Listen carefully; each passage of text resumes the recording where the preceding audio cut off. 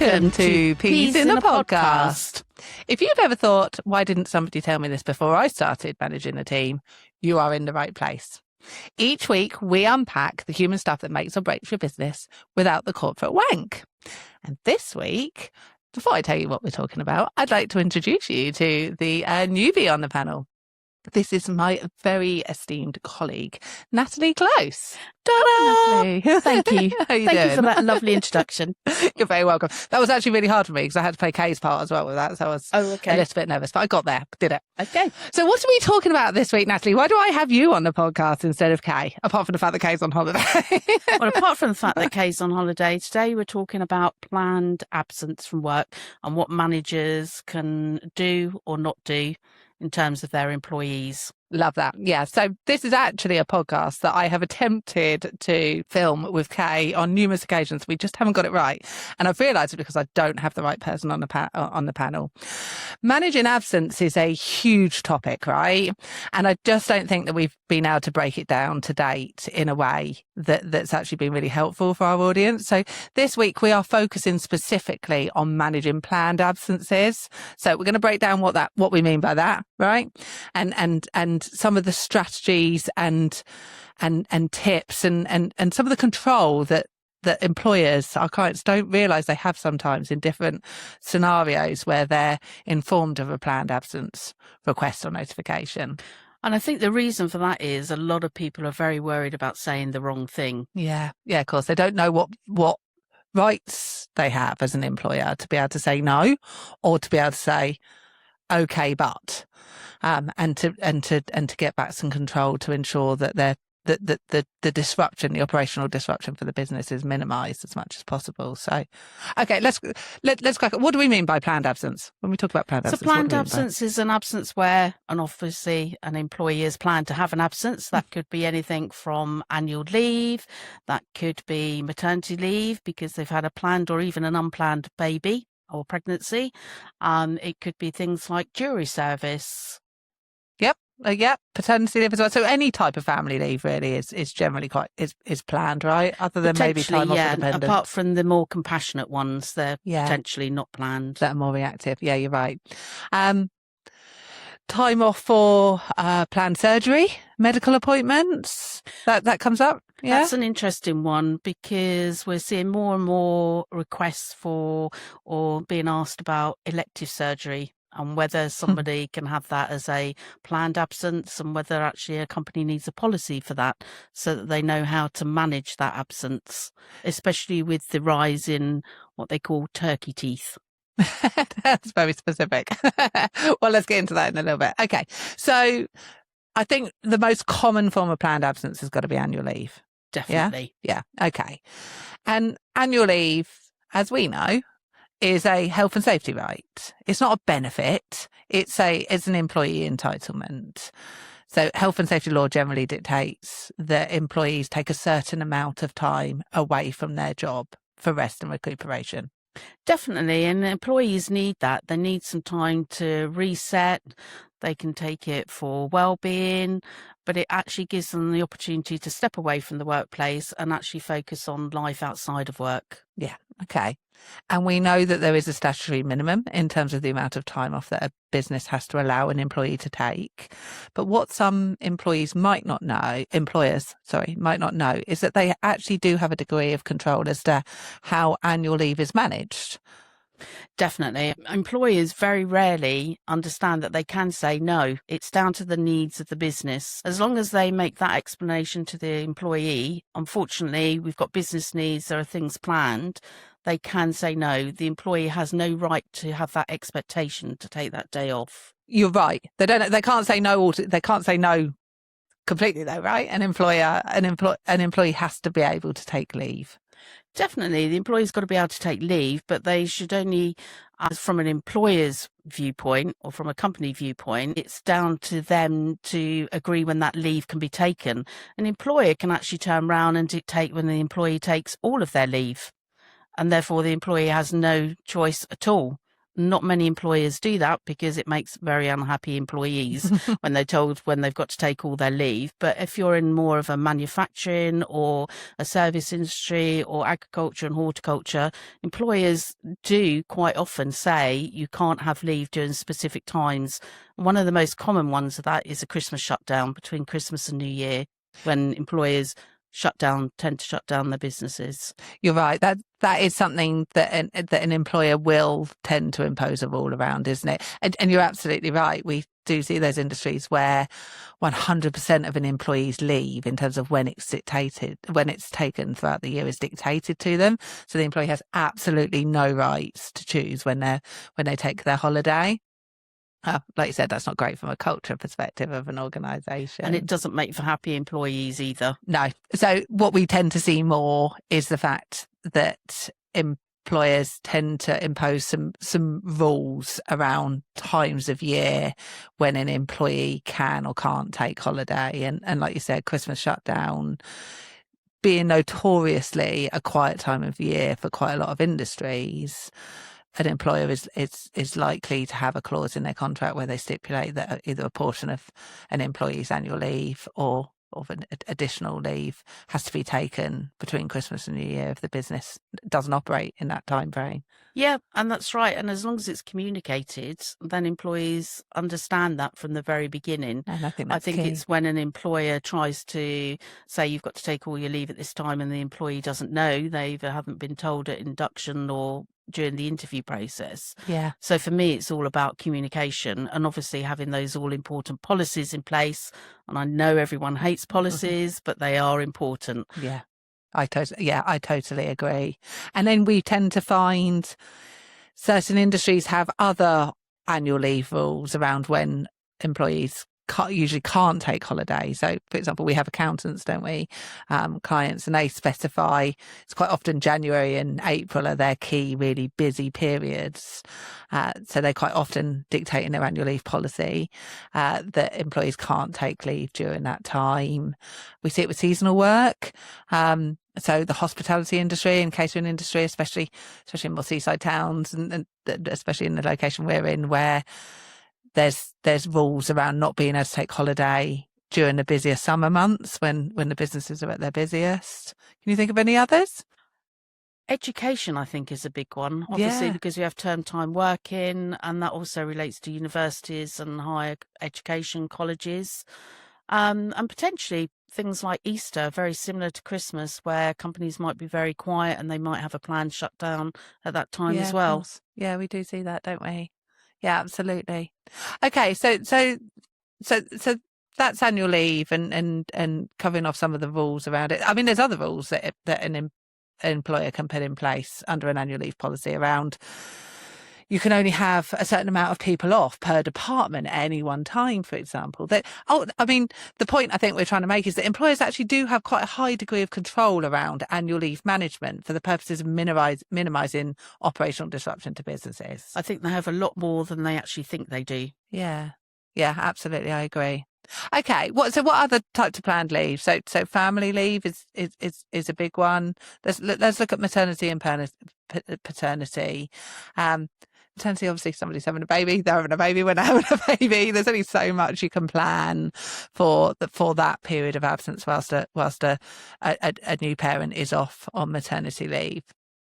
But things like the rules around the annual leave accrual and when that gets taken, the antenatal appointments leading up to the birth itself, paternity, and when that gets taken, there is still some control there for the employer, isn't there? Yeah, definitely. I mean, even down to things like when an employee wants to take the maternity leave.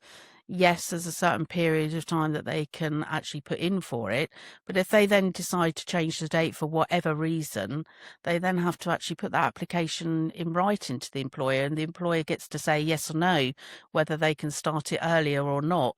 Likewise, the same with antenatal appointments. Yes, an employer has to let an employee off for antenatal appointments, but at the same time, it is only for the antenatal appointment, and the travelling to and from is not unlimited time off, and they're well within their rights to ask for proof that that antenatal appointment's been booked. Yeah. And back in my days, you got a card, but these days everything's done on an app. So, there's no excuse really to say that I haven't got access to when my appointment is. Yeah. And one of the things that employers can do is they can say to their employees, can you try to get your antenatal appointment at the beginning or the end of the day? Is there any specific day that they can have the appointment? So there's still a lot of control, but it's all about how they communicate that with that employee. I think you're right. I think it's also based on what's realistic as well, right? We're working with the NHS, and ultimately flexibility around appointments is probably not something that would be that successful. But at the same time, you're right. Any planned type of medical appointments, in fact, the employer has the right to say, especially to an employee that has certain days of the week off, can you try and book them on a non-working day where at all possible? And when you can't, and it does require time off, like you said, for asking for that proof and that evidence. We've had something come up recently, actually, with a pregnant employee with one of our clients where an antenatal appointment or a succession of antenatal appointments turned into a sickness issue, didn't it? As a result of the antenatal appointment, the employee then became poorly, and the employer was asking us for advice as to whether they had to pay for that time off in that instance. And actually, we were able to differentiate between what time on that day was taken for antenatal, which needs to be honoured and paid, and what part of that day then became a sickness absence issue. And we see a lot of that. We see a lot of our clients come to us to ask about those small differences where they're not sure, where suddenly the employee's gone for, let's say, an antenatal appointment and they've had 2 or 3 hours off, which the employer knows they've got to pay for. And then the employee does turn around and say, I don't feel well. And then it's about identifying whether that illness is related to that appointment or whether it's something different to that appointment and what the employer's options are in that case. Yeah, agreed. And then we've got paternity. So paternity, we had a situation where a client's employee turned round to the client, the CEO, and said, my wife goes in to be induced at the weekend. I'm going to need the next 2 weeks off. And the client was floored by it. It was one of their busiest times of year. They had no plan. They didn't even know the employee's wife was pregnant, and just felt immediately like he had to honour that notification. It wasn't even a request. And it was surprising for the client to understand that they actually had some options in that scenario. I think there are. I mean, there's definitely options. One, clients should have policies and they should actually read them and then act on those policies. But yes, they can turn around and say no. It seems harsh. Whether it's good for employee relations is a different matter. But actually, yes, they do have the option to say, no, you haven't given me enough notification that you want to take that time. Again, it comes down to the communication side of it. So that employee has gone with their partner 9 months through a pregnancy and hasn't mentioned it once, or has it been mentioned but just not really taken in? We knew what in this case that there was just not the understanding to let the employer know, and as a result they didn't have the planning time to be able to deal with then the absence request that came in. So what options do employers have in that scenario? To say no. Well, they can't just refuse to take the paternity leave, can they? They can't refuse to take the paternity leave, but they can actually say when they can take that paternity leave, so they can reschedule it. So if they're going to stick strictly to their policy, they can turn around and say no. Or again, they have that chat with the employee and say, unfortunately, we're not going to be able to honour that time that you want. You haven't given us enough notice. However, we could let you have it at this time or this time, and then the employee gets to take it then. Yeah. Okay. And working again around businesses. Yeah. Okay. And what about things like you referred to it at the beginning, planned surgery or planned operations, which could be for a number of reasons. You're right. we have had a number of scenarios in recent years where employees have wanted to go off to have aesthetic treatments done. We've also had scenarios where employees have had planned surgery booked in for whatever reason. We've had hip replacements, we've had shoulder surgery. We've seen quite a lot, haven't we? What are the rules and what are the options for employers when managing those types of requests? Is it sickness? No, I don't think it is sickness. I mean, you can have an elective surgery policy. Depends how far you want to go and how big your business is, really, in reality. But aesthetics stroke cosmetic surgery isn't necessarily a medical need, though, is it, Bex? Unless it's to do with a medical need, maybe boob surgery after a mastectomy, maybe a nose job, I think they call it. If somebody's had sinus problems. Yeah, you're right. And I think what you're saying is that because of that, employers actually have a degree of that they have some rights around how they handle those types of absence requests, because like you said, it's not a medical need, it's a want, most of the time, albeit with the exception of some of the scenarios you've just given. And we find that when employers are presented with those types of absence requests, sometimes notifications are not even requests, clients don't understand that they can, one, say no. We wouldn't necessarily advise that because they want to retain some sort of relationship with the employee that functions from an employment perspective, but to find a way that ensures that they can offer that time off in a way that doesn't cause a problem for the client's business. So we would probably advise in that scenario that they suggest to the employee that they take their annual leave for that time off that they need for the surgery and the post-recovery period.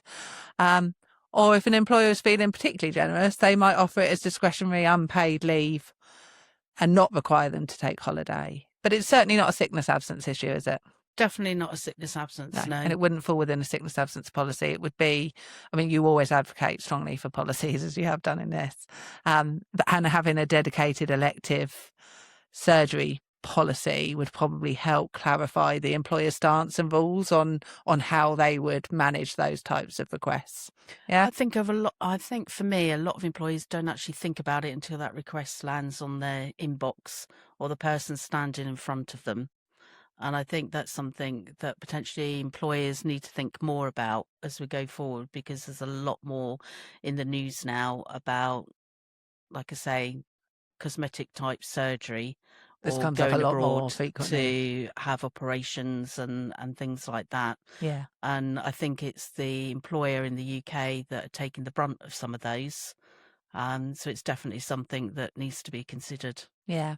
And then there's the planned surgery where it is for a medical need. And it's not just hip replacements and post-surgery, post-shoulder injuries and other physical ailments. We see hysterectomies, vasectomies, hernia operations. They're all really common types of planned surgery where an employee requires a degree of a period of time off to be able to have the surgery and recover. What options do employers have in terms of handling those types of requests or notifications? Quite often the employee is under the NHS, potentially, unless they've got private medical care. So quite often the employee doesn't have a lot of choice in terms of when they have those type of operations. But I think it's important for employers to be aware that it's on the cards if the employee has talked about it, and to start that conversation early with them, really, about, okay, you're going to be off for however long that particular operation takes, because some employees can still do work from home. Yeah, potentially. It shouldn't be an expectation, but it should be something that's offered to them. And quite often, if they've got planned surgery, it doesn't necessarily come under a sickness absence, potentially. So they can take some planned leave or they can take it as unpaid. But again, that comes down to that communication between the employer and the employee. And for something like a hysterectomy where you're off for months, potentially after that, that's a long time for an employer to wait for that employee to come back. So I think that's where the employer needs to think about their needs during that time, at the same time weighing up the needs of their employee and coming to an amicable solution between them about what works and what's financially viable for the employer and for the employee. Yeah, I think that's great advice. Yeah, a plan of action, basically. Yeah, definitely. Planning for the absence to Yeah. minimise the potential disruption and ensure that the employees' welfare is taken into account, as well as their own financial position. Like you said, if they're not going to be paid for that period of absence that's granted to them whilst they do recover, then there may well be solutions that could work in terms of doing a bit of work from home or some other type of arrangement, flexible arrangement in that interim period. I think that's really important. Okay, is there any other types of planned leave we haven't covered? Jury service comes up? Yeah, we've actually had a case of jury service ourselves in the pod where the employee came in after opening a letter to see that they'd been required for jury service. But employees do have some options in that particular case because of the needs of the business at that time. It wasn't convenient for that person to take that period of time that they'd been allocated for jury service. So an employer can actually write back to the court to say, actually, at this time, it's not convenient, and these are the reasons why. But not only that, the employee themselves had a lot of work on and financially couldn't sustain being off for that period of time either. It doesn't get away from it because they still just defers it. So at some point it's going to come back again, and the employee won't have the option, and potentially the employer won't have the option.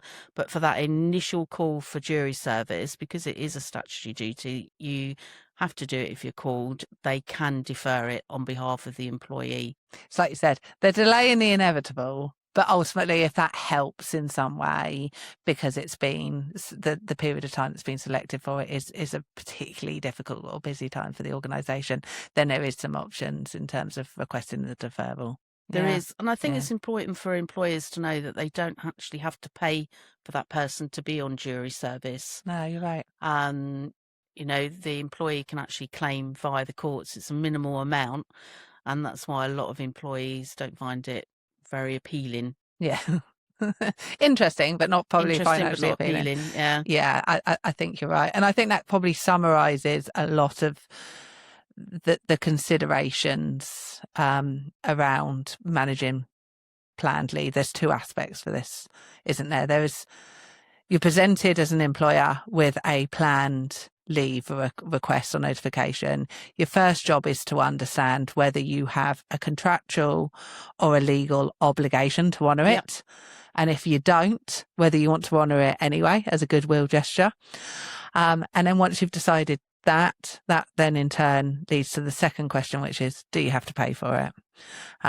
Because policy dictates, because legally it's dictated, statutory it's dictated, or because, again, as a goodwill, you just want to, and you want to support it. So I think they're probably the two things the two key considerations when an employer is dealing with any planned leave request, based on the rules and the procedural and legal requirements that operate around that type of absence. Would you add anything else? No, I think you've summed it up quite succinctly, actually. Yeah. I think it does come down to, have you got a policy? What does it say? Comes down to communication. Yeah, communication, absolutely key. Plan it, because it's a key component of planning. Yeah. And when you plan, you minimise the problems and the disruption operationally. Yeah. Yeah, good. Definitely. Nice. Okay, well, maybe we should do this as a part 1 and part 2 as a managing unplanned absence, which is a whole different ball game. I look forward to being asked back. I'm not sure Bex does, but I look forward to it. We're only on take 249. It's going to be great, won't it? That's it for today. Don't forget to subscribe so that you never miss an episode. Share this podcast with your network and follow us on our socials at PIAP Consulting. I had to read that because that's usually case primary. Sorry. Join us next time. And until then, remember, people problems don't fix themselves and healthy cultures never happen by accident. See you next Tuesday. See you next Tuesday. Bye.